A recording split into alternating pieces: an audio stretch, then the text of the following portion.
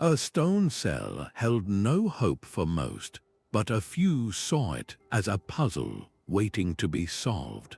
We start with the mystery of Anishis, a Roman senator who disappeared from his locked cell, leaving behind only a strange message carved into the wall.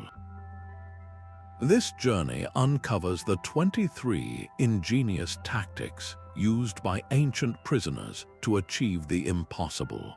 By the end, you will understand how human creativity can dismantle any barrier, no matter how imposing. How did someone feign death so convincingly that guards carried them out for burial? What simple everyday object could be transformed into a key? These stories are more than escapes. They are timeless lessons about the power of the human spirit. What does it truly take to bend circumstance to your will?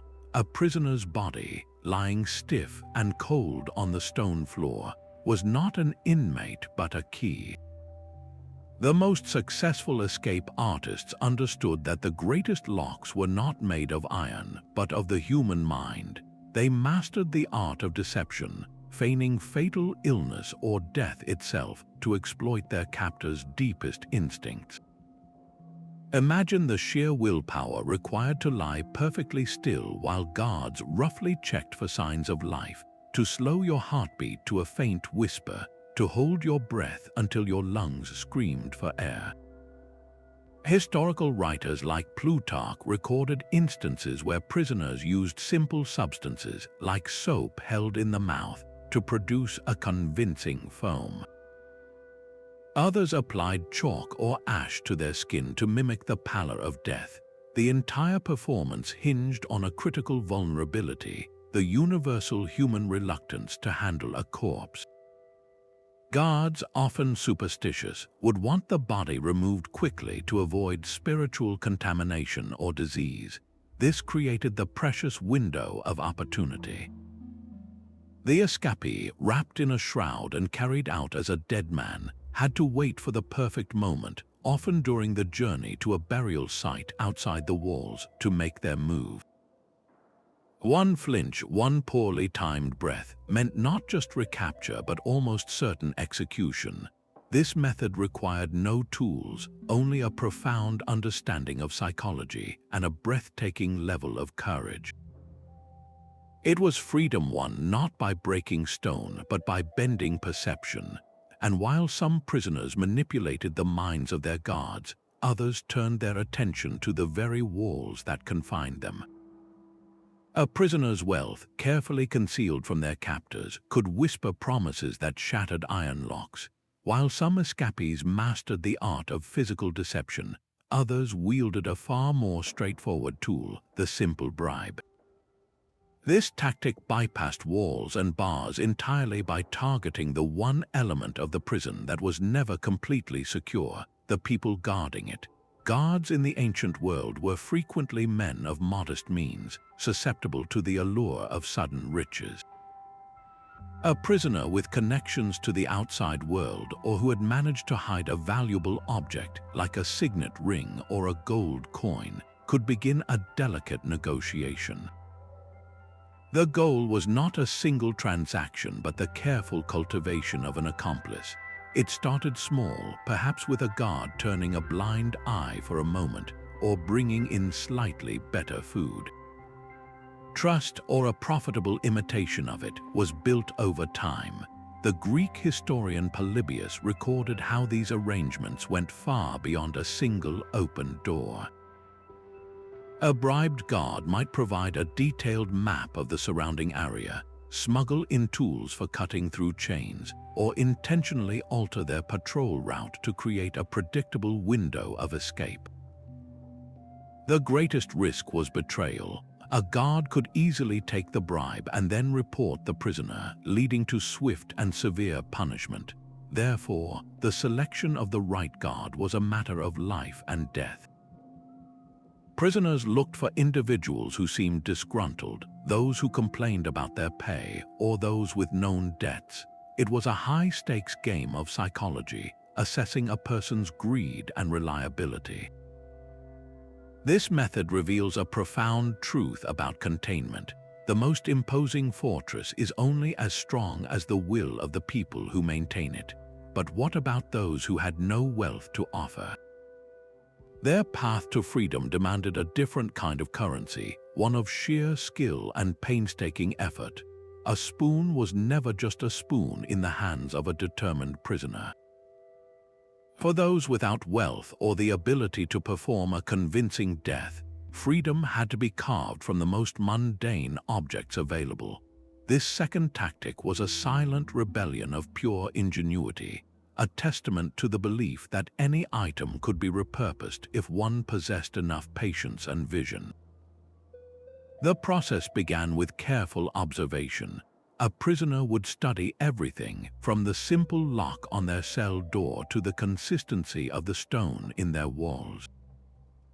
A bone from a meal, often discarded as waste, could be sharpened against a rough stone surface over weeks to become a fine drill or a pick.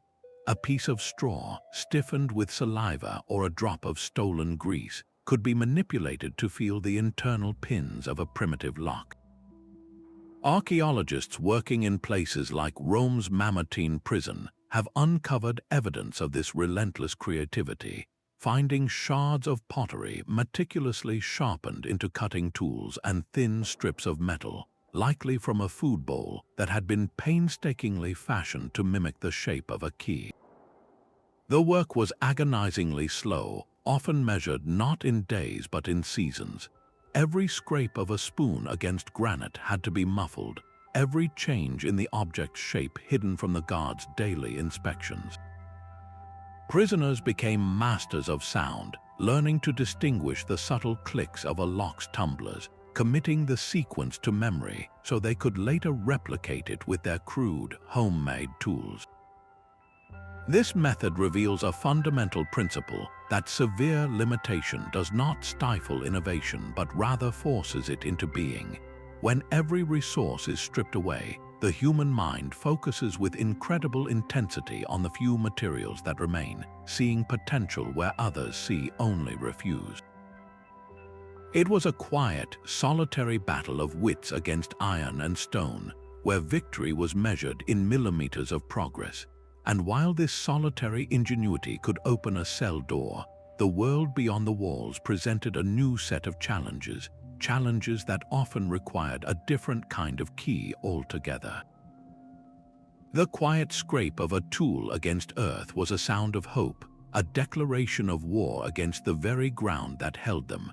Tunneling was the ultimate act of defiance, a monumental project that transformed prisoners into engineers and laborers. This was not a frantic scramble, but a deliberate, painstaking campaign against stone and soil. Success depended on a deep, almost instinctual understanding of structural integrity. A tunnel dug too wide would collapse under its own weight. A tunnel dug without proper supports was a grave in the making. Prisoners had to become miners, using stolen pieces of wood from their cots or scraps of timber to create a framework that held the earth at bay, inch by perilous inch. The Roman historian Josephus described his own escape from the besieged city of Jotapata, a feat that required not just digging but precise navigation.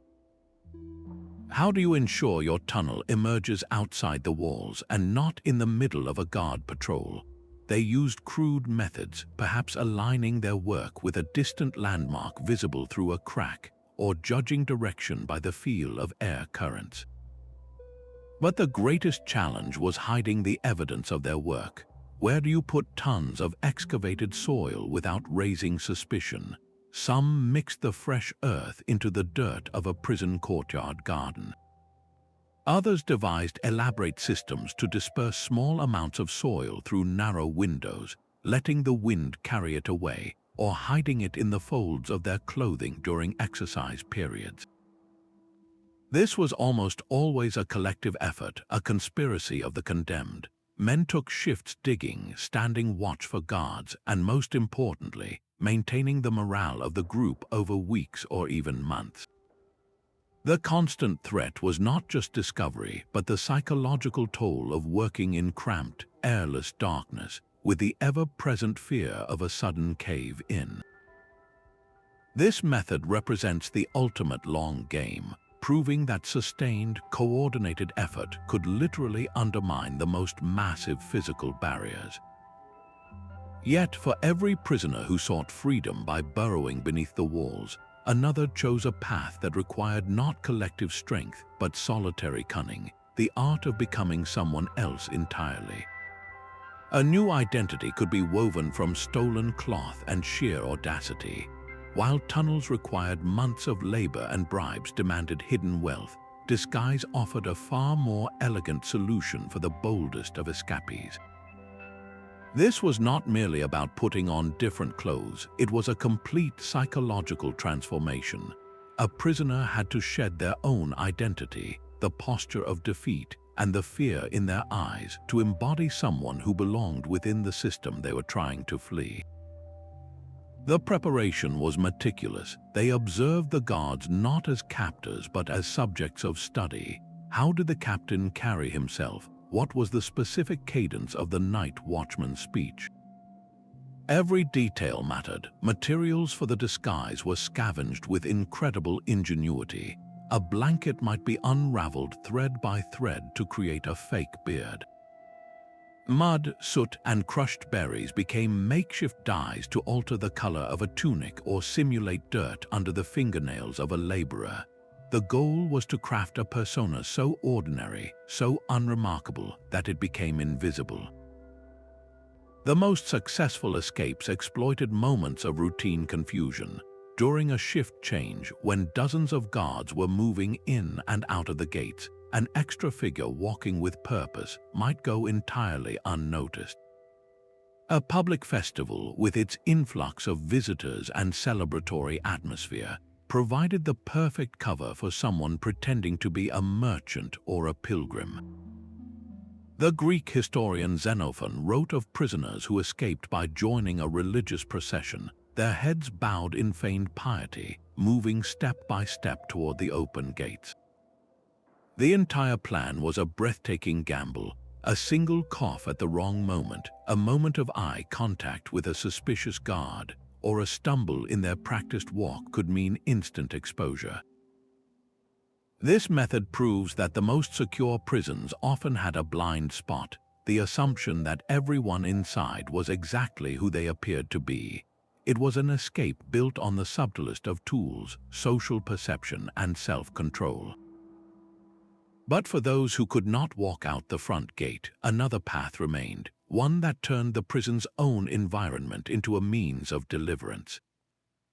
A fortress was never a single, seamless barrier, but a collection of parts, each with its own potential for failure. The most observant prisoners understood that their escape did not always require creating a new opening, but simply finding the one the builders had overlooked. They became students of their surroundings, their days spent not in despair, but in a silent, systematic survey of their stone world. They tracked how rainwater seeped through a specific joint in the ceiling, weakening the mortar over years. They noted which iron bar in the high window had a slight, almost imperceptible rust that made it brittle. A forgotten drainage channel, designed to carry water away from the foundations, could become a narrow, muddy path to the outside world if its grate could be pried loose. In medieval castles, prisoners sometimes discovered that the grand, imposing walls were maintained, but the older, interior sections were neglected. A loose stone in a fireplace, a hidden alcove behind a tapestry, or a narrow servant staircase that was no longer in use could provide a route upward toward a less guarded rooftop or downward into forgotten cellars. This was an escape built on perception, on seeing the building not as an impenetrable hole, but as a dynamic structure with flaws born from age, weather, and human error. It required the patience to wait for the right moment, perhaps a stormy night when the sound of rain would mask the noise of scraping stone. This intimate knowledge of the prison's anatomy turned the captor's greatest strength into their greatest weakness. But what if the environment itself offered no such flaws to exploit? Then the prisoner had to look not at the structure, but at the system that operated within it. A carefully controlled blaze could become a key. When all other options were exhausted, prisoners sometimes turned to the most volatile forces of nature, fire and water, not as obstacles but as active partners in their escape. This was a gambit of immense risk, a calculated decision to unleash chaos and then ride its wave to freedom. A small, deliberately set fire in a storage room or a pile of straw could create a smokescreen of confusion.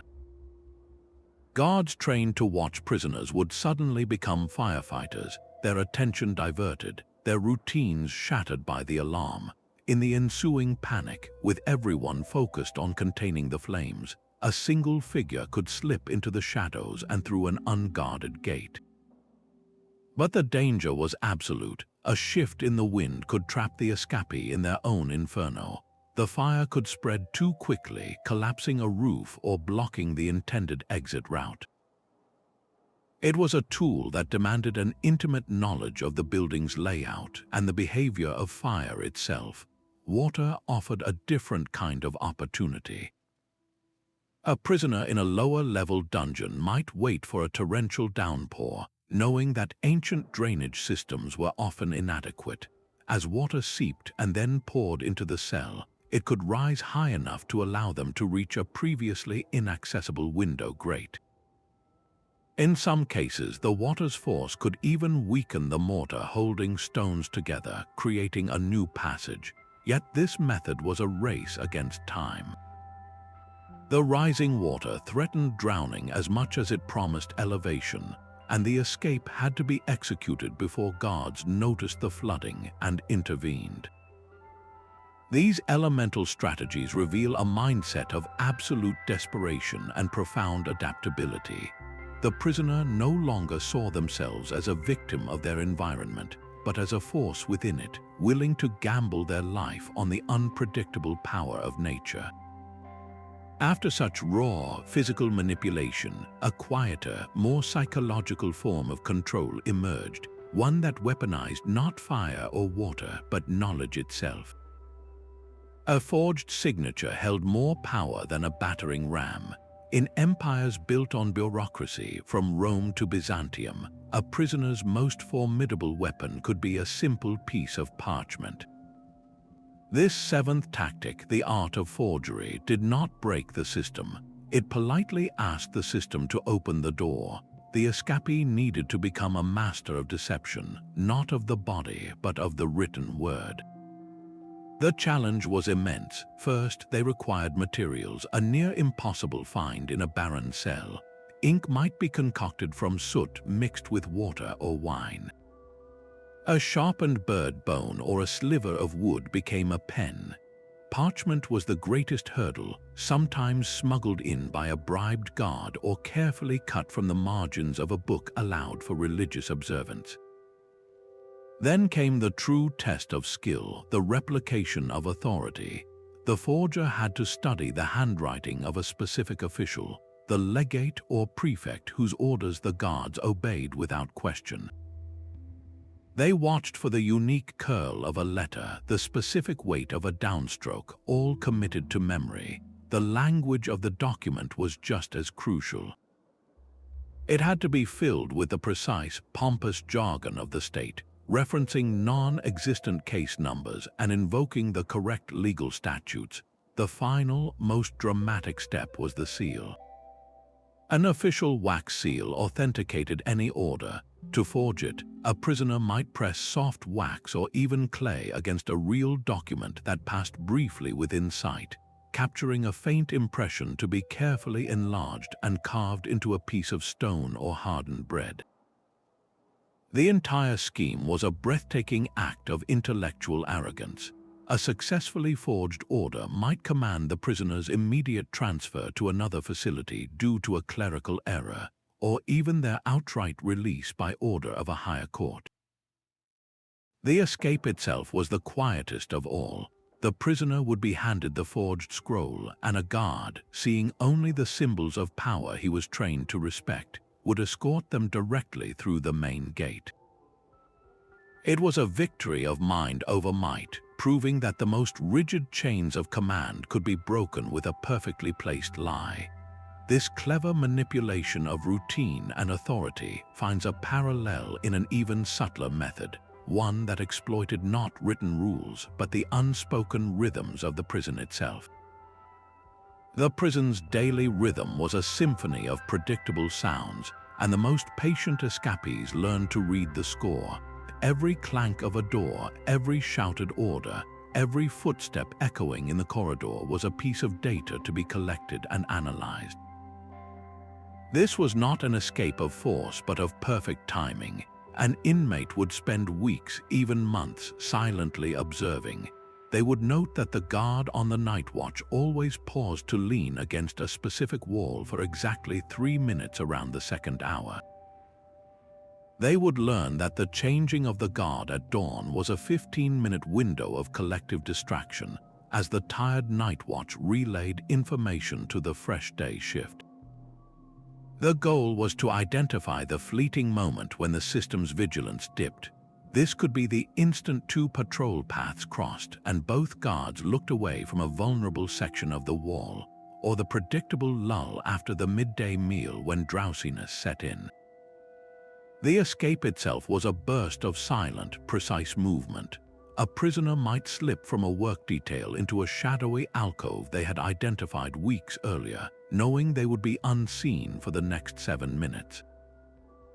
They could pick a lock during a loud thunderstorm, its roar masking the subtle clicks of their tools.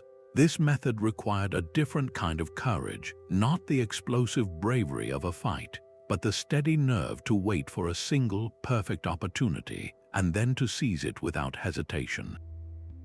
It proved that the most rigid security is often an illusion maintained by habit, and that a mind sharp enough to map those habits could find freedom in the spaces between them. Such intricate planning, however, often required a collaborator beyond the walls. A whispered conversation through a barred window could orchestrate a prison break without a single tool ever touching the lock. While solitary cunning achieved remarkable feats, many of the most daring escapes were not solo performances but intricate conspiracies, with the prisoner acting as the conductor of an outside orchestra. Loyal friends, family members, or sympathetic allies became the eyes, ears, and hands the captive lacked. Their roles were varied and critical. An accomplice could spend days observing the prison from a nearby tavern, mapping the guards' patrol schedules and identifying blind spots in the outer walls. They could smuggle in a tiny metal saw concealed within a loaf of bread, or a length of rope hidden in a basket of laundry. At the crucial moment, they might create a vital diversion, perhaps starting a loud argument in the street to draw guards away from their posts, or setting a small, controlled fire in a distant building to pull the entire garrison into a panic. The story of Simon Bar Giora, a Jewish commander during the First Jewish-Roman War, is a powerful example. According to the historian Flavius Josephus, Bar Giora's supporters did not just help him, they launched a direct assault on the prison itself. While his allies attacked the main gates, creating chaos and engaging the guards, Bar Giora was able to exploit the confusion from within, making his escape in the midst of the battle. But such a complex operation hinged on one fragile element: communication. How do you coordinate an attack when you are locked in a stone box? Messages were passed through incredible ingenuity. A seemingly innocent delivery of food might contain a note written in invisible ink made from lemon juice, visible only when held to a candle's heat. A specific pattern of laundry hung on a line outside a cell window could signal the all clear or indicate a change in plans. Sometimes the only link was a single corruptible guard, bribed to carry words back and forth, each message a potential death sentence if intercepted. This tactic reveals a profound shift in the nature of the escape. It was no longer a battle between one man and his cage, but a contest between the prisoner's entire web of social bonds and the impersonal power of the state. Freedom became a collective achievement, a testament to the strength of loyalty and coordination. Yet, for those utterly alone, cut off from the outside world, the path to freedom had to be forged from a different substance entirely, the unyielding power of the human will. A prisoner's own body could become a weapon of last resort, turned not outward but inward. When all external options vanished, the refusal of food transformed a desperate act of protest into a cold, calculated strategy. A hunger strike was a dangerous gamble, a wager that the captors valued the prisoner alive enough to change the conditions of their imprisonment. The immediate goal was often a transfer. An inmate weakening from starvation might be moved from a deep, secure dungeon to an infirmary, a place typically designed for care, not containment. These medical quarters frequently had larger windows, weaker doors, and a more relaxed guard presence, all of which presented new, exploitable vulnerabilities. Even the act of forced feeding, a brutal response to the strike, could create a critical moment of opportunity. As guards or physicians struggled to hold the prisoner down to administer food or water, their attention narrowed to the immediate physical task. In that struggle, a seemingly feeble prisoner might summon a burst of strength to seize a key, overpower a single distracted guard, or create enough chaos to bolt for an unattended door. This method demanded a terrifying level of self-mastery. The prisoner had to endure the agonizing decline of their own body, maintaining mental clarity through dizziness and starvation, all while secretly planning their next move. It was a profound manipulation of the power dynamic, using the captor's desire to prevent a scandalous death as the very lever for freedom. Such a grueling physical and psychological ordeal stands in stark contrast to the next tactic, which relied not on endurance but on a specific, almost magical, technical skill. The subtle click of a lock's internal mechanism was a sound sweeter than any promise of freedom. For prisoners who mastered the 11th tactic, the lock was not a final barrier but a complex conversation between their improvised tools and the precision of its design. This art demanded more than just cleverly shaped pieces of bone or metal. It required an almost supernatural sensitivity in the fingertips. A prisoner would spend countless hours, often in near-total darkness, learning the language of the lock. They would insert a makeshift tension wrench, often a flattened piece of iron from a food bowl, to apply a gentle, constant pressure. Then, with a finely sharpened bone pick or a stiffened straw, they would carefully probe the pins or levers inside. Each pin had to be lifted to exactly the right height, a process felt rather than seen. The slightest scrape, the faintest vibration, told the story of the lock's interior.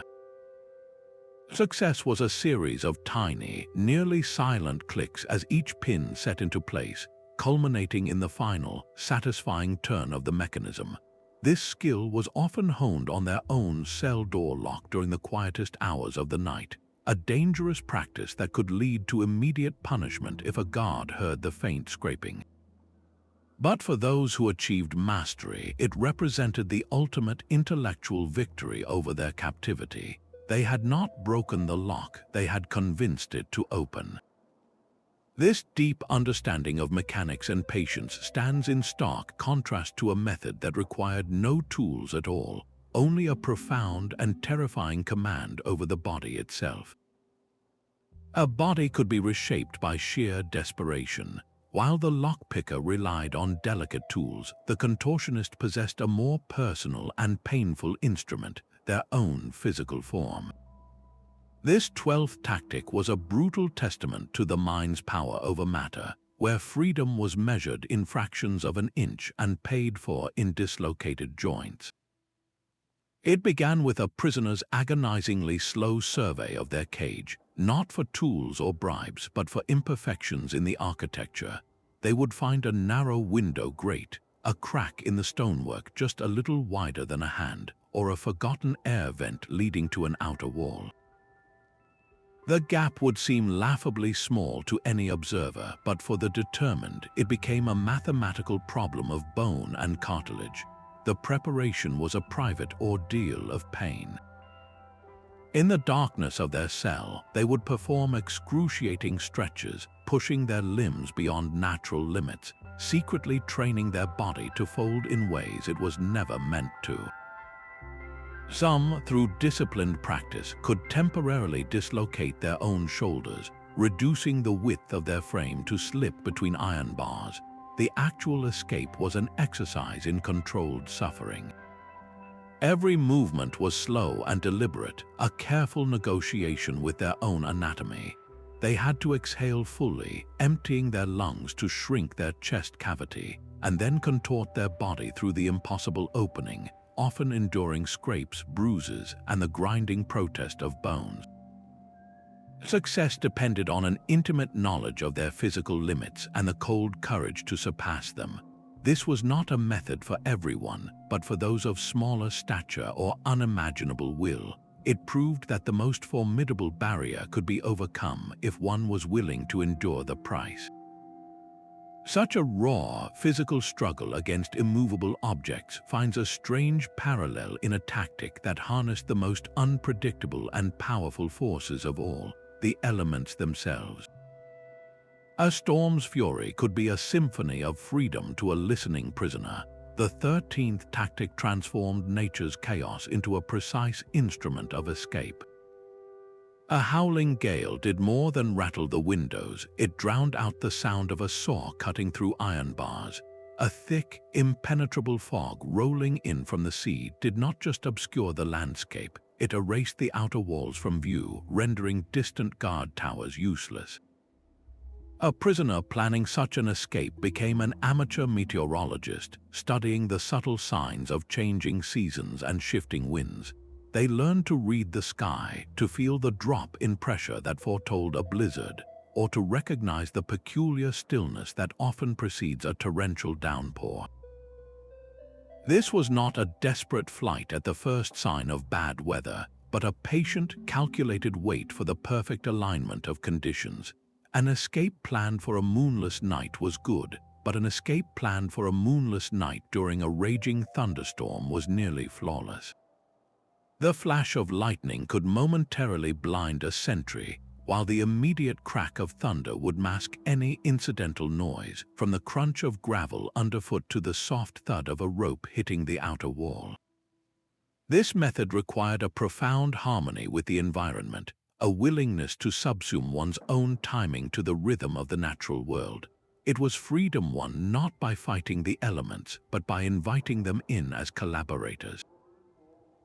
After such a primal alliance with nature, the next tactic required a shift in focus, from the uncontrollable forces outside to the highly controllable perceptions of the people within. A friendly smile and a shared story could be more effective than any lockpick. While some escapees relied on chaos or cunning, others practiced a quieter, more patient art, the deliberate cultivation of a guard's trust. This was a psychological siege fought with words and feigned empathy, a long game where freedom was the prize for perfect acting.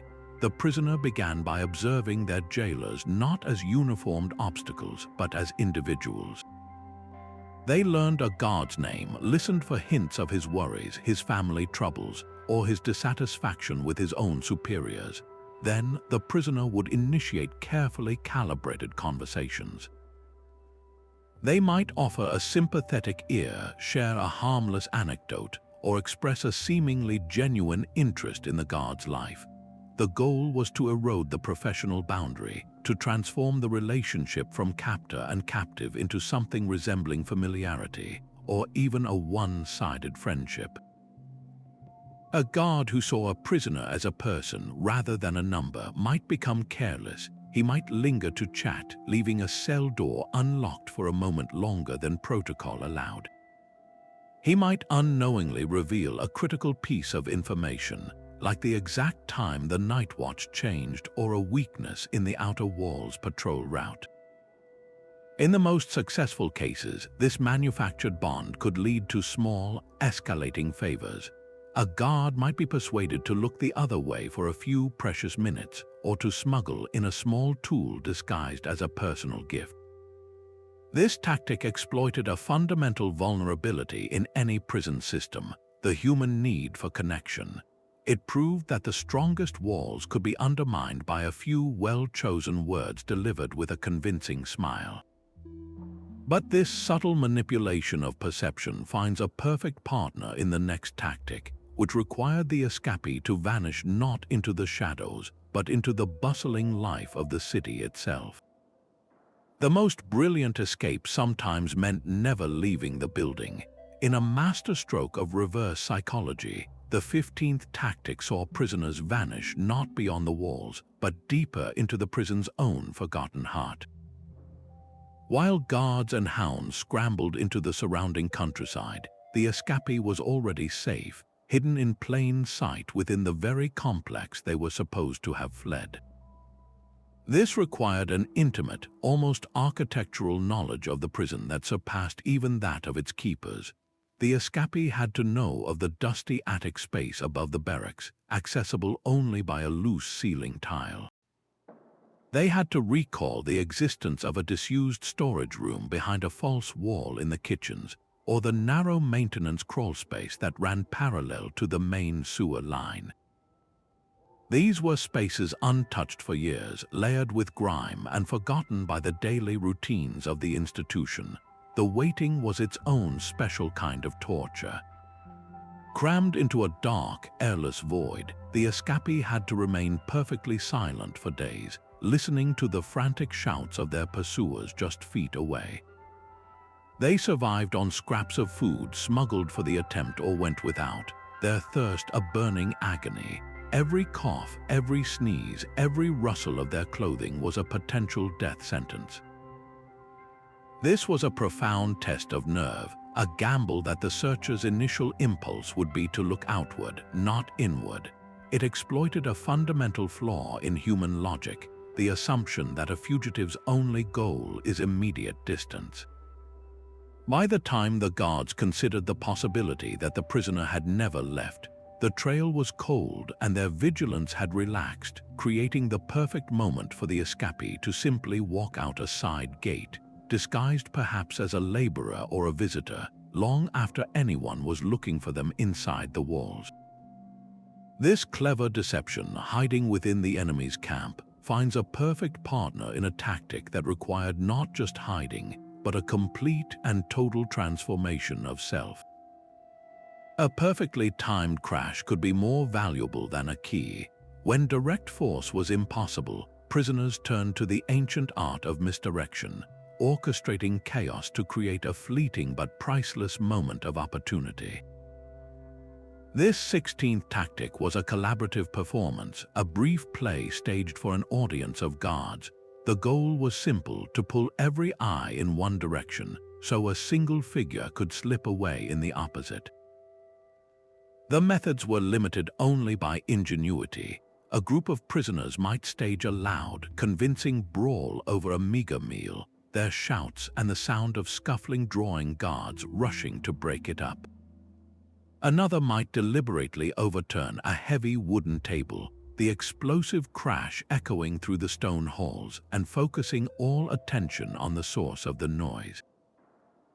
The effectiveness hinged entirely on the performance's believability. The fight had to look genuinely violent, the panic had to seem utterly real. Any hint of theater, any poorly concealed smile, would betray the scheme and lead to a brutal lockdown. This required impeccable timing and silent communication among the conspirators.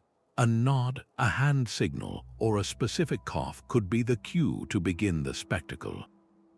As guards rushed to the epicenter of the manufactured crisis, their posts abandoned, the true escape would unfold in the sudden quiet of the neglected corridor. It was a manipulation of human instinct, exploiting the natural impulse to investigate a disturbance. This principle of controlling attention is as old as conflict itself, proving that sometimes the path to freedom is not about being unseen, but about making others look somewhere else. After such an active, noisy gambit, the 17th tactic turned to a far quieter, more fundamental form of control, one that targeted the captor's most basic needs. A guard's sudden illness could open a door more effectively than any key. Tampering with food or water was a desperate gambit, a form of chemical warfare waged from the shadows of a cell. This tactic required not just opportunity, but a chilling knowledge of natural poisons. A prisoner might harvest toxic plants like hemlock or nightshade if they grew in a neglected corner of the prison courtyard, or they might save the venom from a rare spider or snake, crushing its body to extract the deadly substance. More commonly, they resorted to substances already within the prison environment, such as lye used for making soap or even certain types of mold that could induce violent sickness. The application was a delicate and dangerous operation. A drop of tainted liquid in a guard's wine jug or a sprinkle of powdered toxin over their evening meal had to be administered with perfect stealth. The goal was rarely lethal, as a death would provoke a massive investigation and lockdown. Instead, the aim was incapacitation, to sicken several guards simultaneously, overwhelming the prison's medical resources and creating a critical gap in security.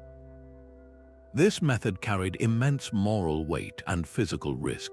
A miscalculation in dosage could kill, turning a desperate act into a murder and ensuring a brutal response. There was also the constant danger of accidental self-poisoning during the preparation or delivery of the substance. This 17th tactic reveals an escape plan pushed to its most aggressive extreme, where the prisoner directly assaulted the health of their captors to manufacture a moment of freedom. It stands in stark contrast to the next method, which required no confrontation at all, only the quiet, patient power of the written word. A prisoner's most convincing performance was not one of strength, but of complete and utter mental collapse. The 18th tactic turned the very concept of sanity into a tool, a carefully constructed facade of madness designed to make the jailer look away. This was a psychological gambit of immense endurance, where the escapee had to bury their true, calculating self beneath a layer of bizarre and unpredictable behavior. The goal was to be seen not as a dangerous criminal, but as a pitiable, incoherent lunatic, someone who could no longer possibly conceive of a plan as complex as an escape. The performance had to be consistent and convincing over weeks or even months.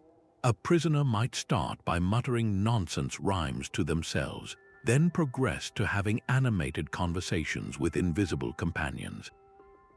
They could smear food on their face, rock back and forth for hours, or suddenly burst into tears or laughter for no apparent reason. The risk was profound. In an era with little understanding of mental illness, such behavior often invited brutal punishment or neglect from frustrated guards.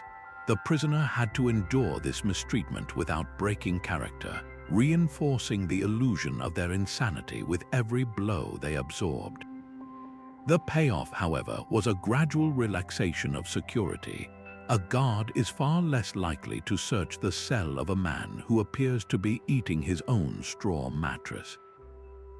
A prisoner deemed harmless might be moved from a high-security dungeon to a common cell block, or even transferred to a monastic asylum where supervision was focused on care, not confinement. In this new, less restrictive environment, the performance could slowly wind down, allowing the prisoner to begin a more practical escape plan with the advantage of lowered vigilance.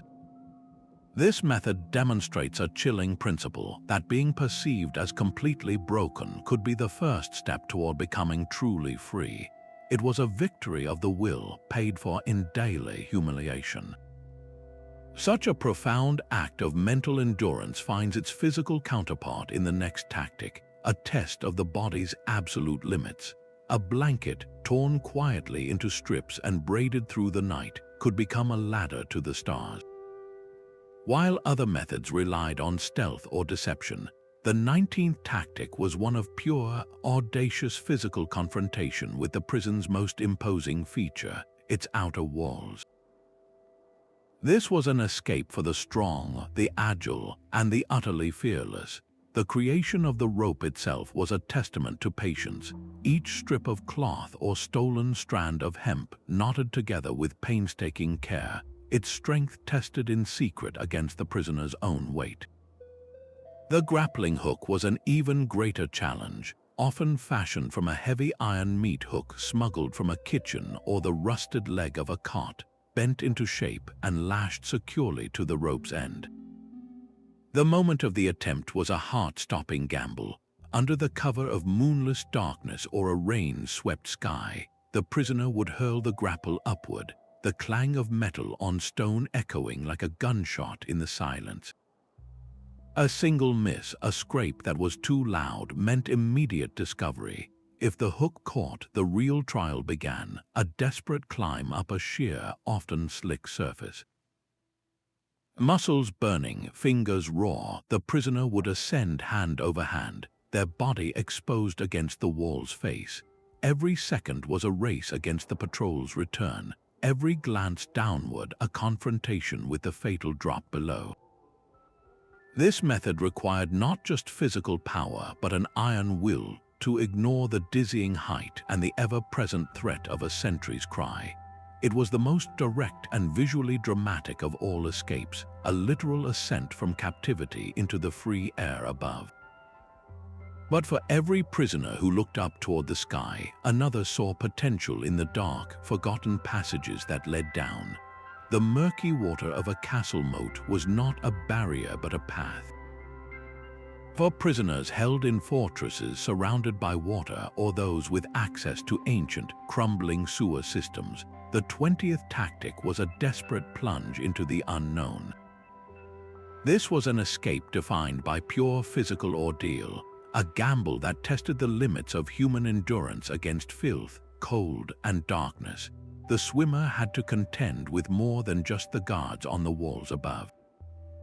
The water itself was a hostile environment, often thick with waste and swarming with disease. A single cut from a submerged piece of rusted metal could lead to a fatal infection.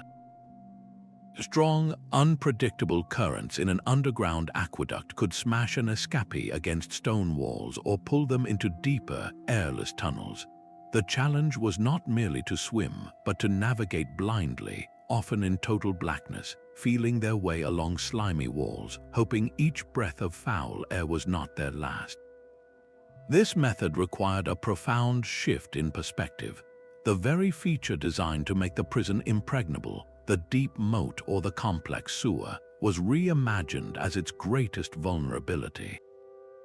It was an escape for those who possessed not just strength, but a survival instinct so powerful it could override the natural revulsion of their surroundings. The reward for this harrowing journey was the hope of emerging, gasping and filthy, on a distant riverbank, finally beyond the walls. Yet, such a solitary, elemental struggle stands in stark contrast to the next tactic, which relied not on one person's endurance, but on the coordinated action of an entire community. A single voice of dissent could ignite a fire that consumed an entire prison. When individual ingenuity reached its limit, the 21st tactic emerged from the collective desperation of the condemned, the mass uprising.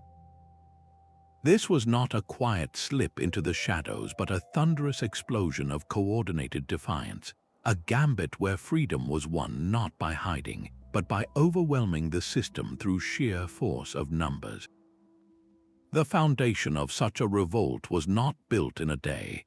It was laid in whispered conversations during exercise periods, in messages passed hand to hand in the dining hall, in the silent, shared glances that communicated a universal thirst for liberation. A leader or a small council of trusted individuals would slowly and secretly organize the population, assigning roles and planning for a single, decisive moment. A plan might involve a simultaneous attack on the guardroom to seize weapons, the setting of multiple fires to create panic, or a coordinated rush on the main gates during a shift change. The greatest challenge was maintaining secrecy. A single informant among the prisoners could betray the entire scheme, leading to a brutal crackdown before it even began. Trust was the most valuable and fragile currency, but when the moment arrived, the prison's greatest strength, its concentrated population, became its greatest weakness. The carefully maintained order shattered into chaos. Guards, trained to handle individuals, found themselves overwhelmed by a unified surge of humanity. In the resulting confusion, with alarms ringing and authority momentarily paralyzed, small groups could break away, using the riot as a smokescreen to scale walls, slip through breached gates, or disappear into the surrounding countryside. This method was, of course, the riskiest of all. It almost guaranteed a violent response, and many participants would likely be cut down. Yet for those who escaped, it demonstrated a profound truth that unity could dismantle even the most rigid structures of control.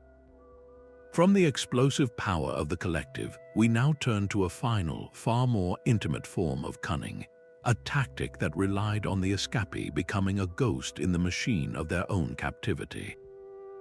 The prison's corridors were a living map, etched not on parchment but in the mind of a patient observer. This 20-second tactic transformed the very architecture of captivity into a tool for liberation. Without access to any physical chart, a prisoner would use every sanctioned movement, every trip to the exercise yard or transfer to a new cell, as a critical survey mission. Their eyes, seemingly downcast or vacant, were actually recording everything. The exact number of steps from the main gate to the corner of the barracks, the specific sound a certain iron door made when it swung open, the precise timing of a sentry's pause at the end of a hallway, all of it was data to be collected, categorized, and committed to an infallible memory. This was not a casual glance but a disciplined act of mental cartography. They would rehearse the routes in the darkness of their cell, walking the turns and counting the paces in their imagination until the path felt as familiar as the lines on their own hands.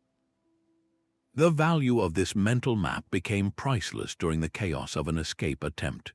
While others might panic in a maze of identical stone passages, the prepared prisoner could move with the silent certainty of a shadow, avoiding dead ends and patrol routes with an almost supernatural foresight. This profound reliance on trained memory stands as a testament to the mind's ability to conquer physical space, turning the captor's complex fortress into a navigable landscape for the one who had truly learned to see it. Such intricate mental preparation finds its ultimate, elegant partner in a final method that required no tools, no maps, and no accomplices, only the simple, audacious act of walking away. The most elegant escape required no tools, no tunnels, and no disguise. It demanded only a moment of pure human error and the courage to seize it, a guard, bored after a long night, nodding off for just a few seconds. A delivery wagon passing through the main gate, its driver distracted by a shouted order, leaving the massive wooden door unbarred for a heartbeat too long. These were the openings that could not be planned for, only waited upon with infinite patience. The prisoner who succeeded with this final tactic was a master of observation, their senses perpetually tuned to the rhythm of the prison, always ready for the single, discordant note that signaled a lapse. There was no complex scheme, no forged documents, no accomplice waiting outside. The entire plan was a state of mind, a constant readiness to transform a fleeting instant of negligence into permanent freedom. It was a sprint into the unknown, taken on a split-second decision, with nothing but the clothes on one's back. This 23rd and final tactic serves as a profound reminder that the most sophisticated systems of security are ultimately managed by fallible people. Walls can be thick, locks can be complex, but human error is the one vulnerability that can never be entirely engineered away. Having journeyed through these 23 ingenious methods, from feigned death to forged orders, from psychological manipulation to pure physical endurance, we can now see them not as isolated tricks, but as a unified testament to a timeless truth. Across centuries and civilizations, from the dungeons of Rome to the castles of the Middle Ages, the drive for freedom consistently found a way to exploit the inevitable cracks in any system of control. The echoes of these ancient escapes were not lost to time, but instead reverberated through the centuries, directly shaping the very fortresses and prisons that followed.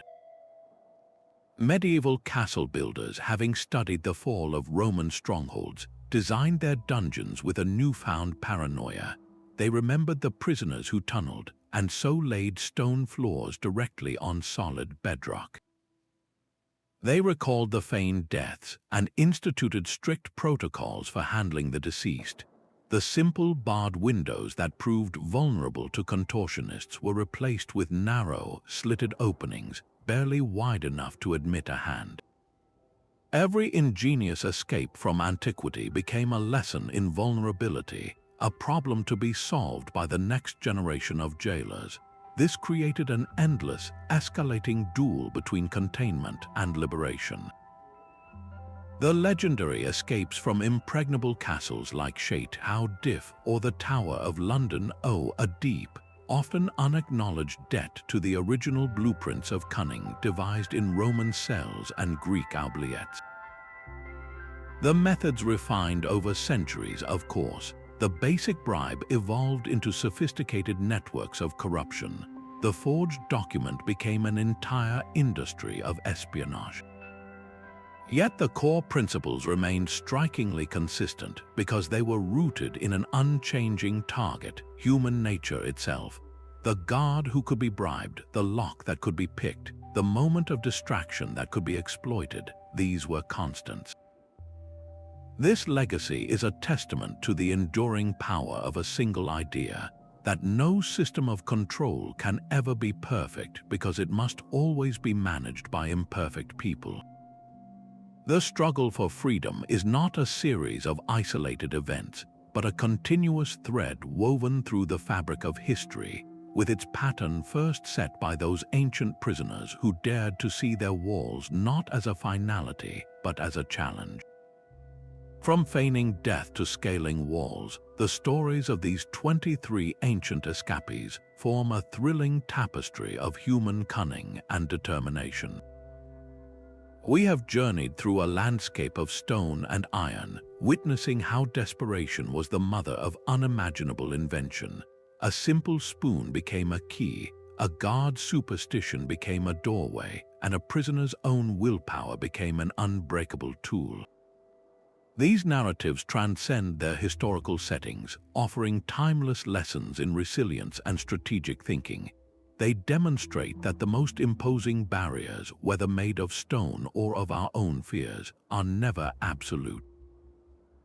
The true legacy of these escapes is not just in the methods themselves, but in the underlying principle they share, a profound belief that circumstances can be bent to human will. Let these historical mysteries serve as a reminder to approach the challenges in your own life with fresh eyes, to see the potential hidden in the mundane and the opportunity within the obstacle. If you found this journey into the past fascinating, we would love to hear which tactic astonished you the most. Share your favorite story of ingenuity in the comments below, and subscribe for more deep dives into history's greatest enigmas.